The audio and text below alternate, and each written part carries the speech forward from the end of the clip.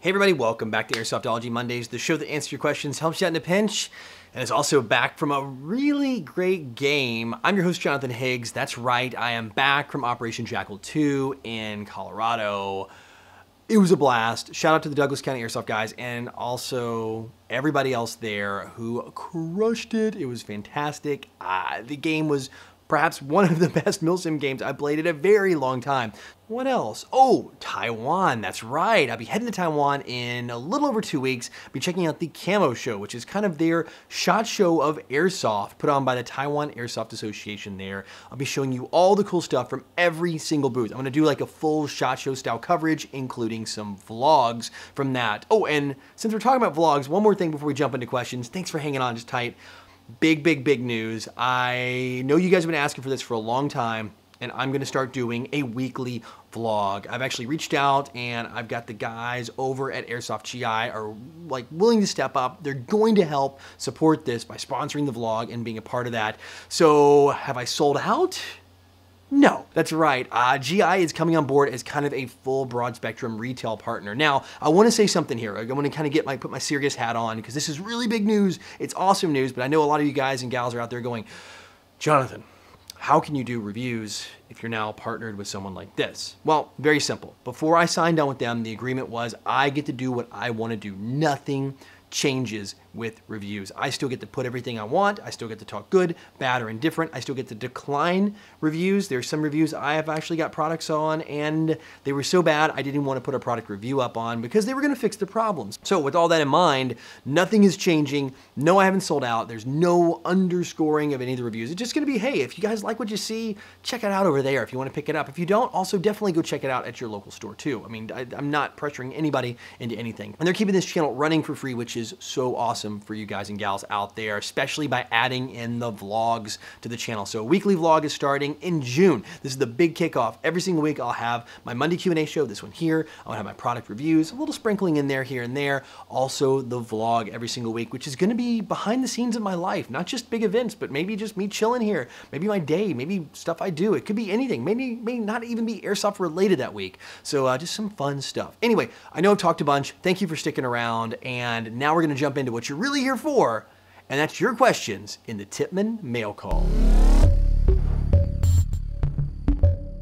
Logan Musser writes, what would you recommend for a first sidearm? Well, if you don't have a budget set, I'm gonna go pick a few things for you because right now I've got a few favorites that are in my pistol list. And I'm gonna assume that you're in the United States here, maybe, because if you're out of the US, there are different options for you. But assuming you're in the United States or elsewhere, I'm gonna give you a couple that I like right now. I'll tell you, first off, I do really enjoy my CZP-09. CO2 and green gas powered, gives you both options. Definitely opt for the CO2 if you can, if it doesn't put you over a power limit, and it shouldn't. Should keep you right around below that 350 mark. If you need a lower power, you need to get below 300, you can switch over to that green gas magazine and get it, but it definitely comes alive on CO2.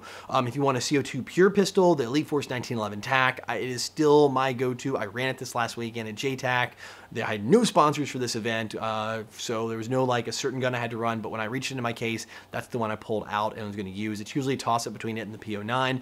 If you wanna go pure green gas, I'd tell you the PPQ is really darn good just for the price point from Walther. It is $99 US, and that's a good deal. Also, not to give away too much on an upcoming video that'll be dropping maybe this week or next week, ICS has got a pretty darn good pistol for 99 bucks if you can find it in the stateside. Now, outside of the States, it's probably a lot more available. It's the BLE pistol under that lineup for 99 as well. Shoots really darn good. And for a premium option, I'm gonna tell you right now, I still can't get over the KWA HK45. It is still one of the best performing pistols out there when it comes to range and accuracy outside of a Marui pistol, but you are gonna pay a lot more stateside for that, around the 150-ish mark. Also, don't forget you do have Marui lineup, and of course there's tons of Maruis. They're always good. Shoot a lot lower if you play a field that plays under 300 feet per second. So all those are really good for your first sidearm. So just kind of decide if you're in a colder environment, look at those CO2 options I mentioned earlier. If you're in a much warmer climate all year long, look at the other ones that are maybe green gas offerings like the HK45 or the PPQ. And if you kind of live in between where things get kind of cold and kind of hot, definitely take a good look at that P09. It's kind of a good balance in between. Matt Y writes, what's the best large-scale MilSim event for a beginner and the most affordable? So when it comes to MilSim events, I know it can be a very daunting task, and you said the best and also most affordable, so that's gonna change my answer. Honestly, you can go to a Lion Claws event or an American MilSim event and be totally fine, but admittedly, they are a bit on the pricey side. They can be a little expensive, and by a little expensive, I mean a lot. So I'm gonna go back to my experience this last weekend, and I'm gonna tell you, JTAC really was never on my radar, honestly, as a MilSim event promoter. I always thought of them as something different. After this weekend, my mind has totally changed. Absolutely. I think they are fantastic, and for a beginning player, and also budget-minded, because their entrance fee was like well under $100. I think it was like 65, so we're talking a very good value for your money for a full weekend, like a 2-day MilSim event, raffle at the end, all the goodies, great objectives, extremely well managed. I had, like I said, a ton of fun there. Look at them. Definitely look at them. Like I said, Dragons keeps coming up in September as a good option if you're trying to save some money.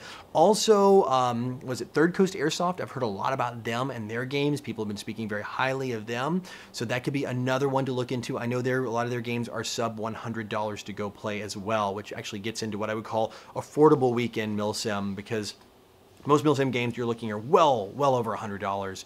I would definitely not look at a MilSim West game, start off as your first one if you would work up to that, because there's just so much involved with it. But any of those are easily attainable, super simple to get to, and like I said, those two options I gave you are way more affordable than some of the bigger national promoters. Ben Theodore writes, "Hey John, what are the pros and cons of vertical grips and angled foregrips?" Well, the pros are they give you something to hang on to on the front of your gun. I mean, actually something there to grip. For me, this is the way I play. When I grab the front of my rifle, I don't necessarily grab that vertical grip, although I do run a vertical grip. I run a short one. Actually, I have either the Hera Arms or the PTS short vertical polymer grip, the short version of it. I'll have those on a bunch of different guns, actually. I use it as a hand stop, so I actually use it to stop my hand, which is what an angle foregrip does work as well.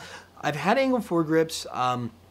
They do work all right. I just prefer that hand stop because there are occasional times where I do want to grab a hold of it and use it as a small vert grip. The cons for me are the ability to actually get your rifle down low if you're behind cover. So let's say you're defending, you've got like a wall up to here, and you're going to put your rifle on it, and sometimes that vertical or the angle grip will cause it to sit up a little higher. So a full vertical grip for me is a bit too high to actually do that.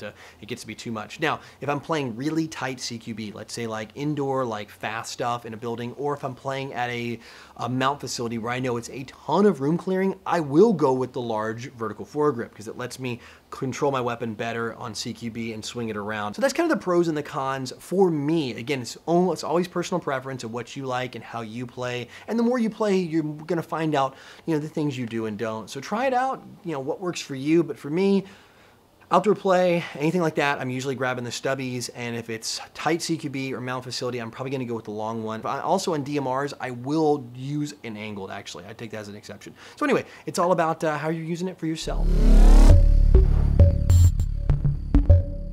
All right, guys, that's it for questions this week, which means it is time for the Code Red Headsets video recommendation of the week. And this one comes from a channel I've highlighted a very long time ago. And again, it's one of my favorite gameplay channels because it's kind of pure, it's clean, it works, and it's always been an inspiration for my gameplay. And this one's Hamza Trac. The team is Trac, T-R-A-C, and they're out of France. And this is Hamza's channel, one of the actual players on the team. He's very active, does a lot of gameplay, and he has some reviews mixed in there as well. In fact, his most recent video at the time of this is a review of some of the grenades I saw at SHOT Show. I think it was Skyway Industries or Zoxna. I can't remember the actual name of the company that makes those grenades. It's a hand grenade that it springs and it throws the BBs out every direction. It's a really cool design, but this is one of his gameplay videos. I've always enjoyed them. I always watch them. The guns are always cool. It's either a system PTW. He has some tuned up Polar Stars, but they're very MilSim-ish. So you're looking at nice crisp shooting, not overshooting, not full auto. But in this one, he's using a Tokyo Marui SOP mod, which is such a cool gun, and especially for someone like me who can't get those in the States.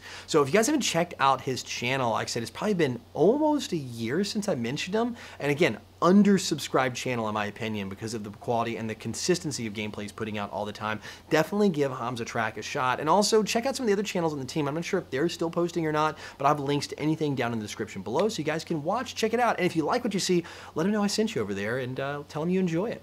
All right, that is it for this week. As always, thank you for being so awesome, so cool, and hanging out here with me all day on Monday, unless you're watching this the week I released it, and yes, it's on Tuesday. Sorry about that. It was a day late. I just got back late, and I was just destroyed from that game. Anyway, I digress on that. Also, if you want to get your question in the show, it's super simple. Put it in the comment section below, vote up your favorites, and be persistent. Every week, there's so many great questions. I can't get them all in the show, but I do pay attention to the ones I see every single week. I do read through all of those every single week as well. So just keep being persistent down there and keep encouraging those thumbs up votes so I can get them bubbled to the top and get them. I also dig deep too. If you notice, some of these are not super high vote ones, because I try to mix it up and get the best ones. And also, thank you so much for answering each other's questions. You guys are awesome. Also, if you want to support the show, don't forget, I got a web store up there, tons of cool patches. Oh, and real quick, I want to say thanks, speaking of patches, all these patches here are patches that I was given at the game, at the JTAC game. So teams I met, players I met, people, super cool, rare, real unit patches, things like that. Thank you so much. You know I'm a patch fiend. I love to collect the things. That's kind of why I make them too.